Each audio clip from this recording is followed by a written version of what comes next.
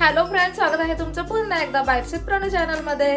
आता ना सध्या कडाक्याची थंडी आहे, पुण्यामध्ये तर भरपूर थंडी वाजते। सध्या तुमच्याकडे थंडी आहे का मला पहिलं ते कमेंट करून सांगा।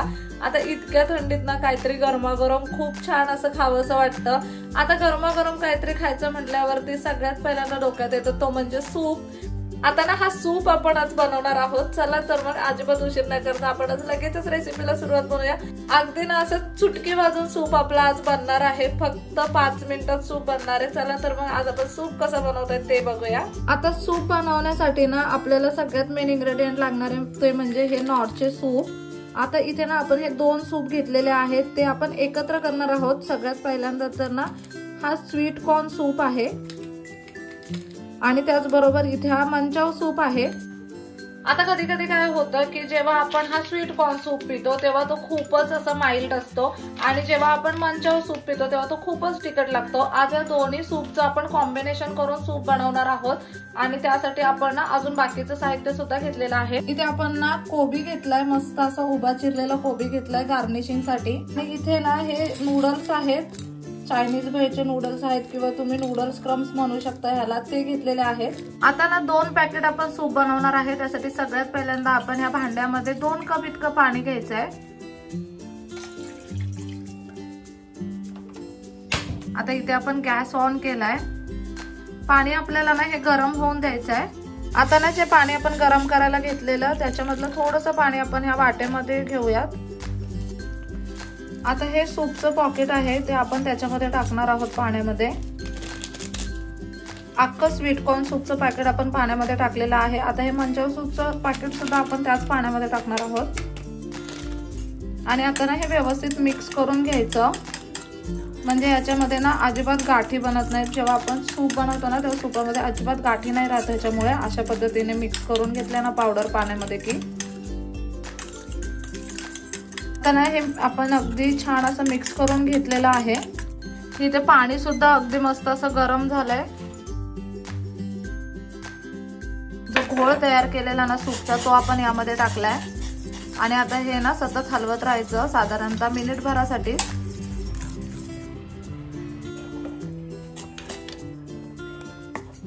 आता सूप तुम्हाला किती घट्ट हवाय किंवा किती पातळ हवाय ना त्या अकॉर्डिंग तुम्ही याच्यामध्ये पाणी ऍड करू शकता।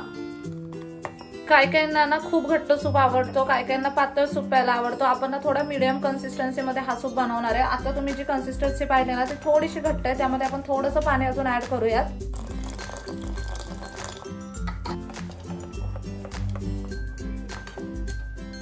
इथे तुम्ही पाहू शकता आता एकदम परफेक्ट कन्सिस्टन्सी मध्ये आपला सूप तयार झालेला आहे। मस्त असा एक बॉईल आला आणि तुम्ही पाहू शकता अगदी छान कन्सिस्टन्सी मध्ये सूप बनवून रेडी आहे। आता आपण गॅस बंद करून घेऊयात। इथे सूप रेडी झालेला आहे। आता लगेचच आपल्याला तो असेंबल करून घ्यायचा आहे। गरमागरम असा सूप आता आपण लगेचच सर्व करूयात।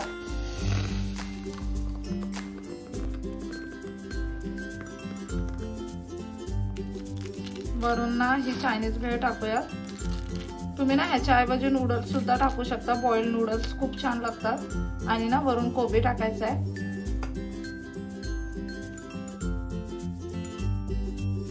वरून ना गार्निशिंग साठी थोडी कोथिंबीर टाकूया। तुम्ही ह्याऐवजी ना स्प्रिंग ऑनियन सुद्धा टाकू शकता।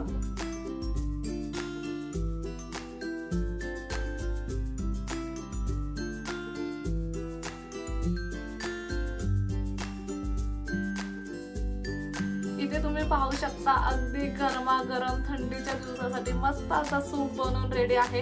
खूप सोप्या पद्धतीने नॉरचे सूप वापरून आपण हा सूप बनवलेला आहे। घरी जर कधी इन्स्टंट सूप प्यायचे असतील ना तर तुम्ही हे स्वीट कॉर्न सूप आणि मंचाव सूप हे दोन्ही सूप एकत्र करून कधीतरी सूप बनवून बघा। वरून ना अशा पद्धतीने चायनीज भेळ टाकायची आणि जर ती नसेलच ना तर तुम्ही नूडल्स सुद्धा टाकू शकता, बॉइल्ड नूडल्स टाकायचे आणि ना सूप मध्ये नेहमी कोबी टाकायचा। एकदम कमाल लागतं कॉम्बिनेशन। अगदी गरमागरम अशा वाफा येतात सूप मधून। आपण ना हा सूप लगेचच टेस्ट करून बघूया।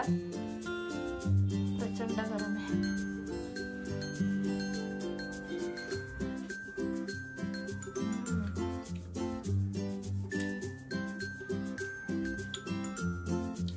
बाहेर हॉटेलमध्ये सूप खातो ना त्याच्यापेक्षा भारी झालं।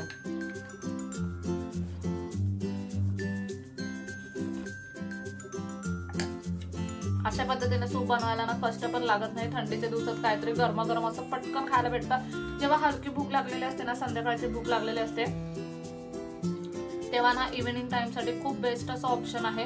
तुम्ही ना कधीतरी नॉरचे सूप घरी आणलेत ना तर अशा पद्धतीने बनवून बघा, खूप भारी लागतात। कशी वाटली रेसिपी ना मला कमेंट करून नक्की सांगा। मी आता मस्त असा गरमागरम सूप एन्जॉय करते। तोपर्यंत तुमच्याकडे नॉरचे सूप असतील तर ते कपाटातून बाहेर काढा आणि बनवा लगेचच। आणि कसं झालंय सूप मला कमेंट करून नक्की सांगा। चला तर मग नेक्स्ट व्हिडिओ मध्ये भेटूया। तोपर्यंत मस्त खा, भरपूर फिरा आणि आनंदी राहा।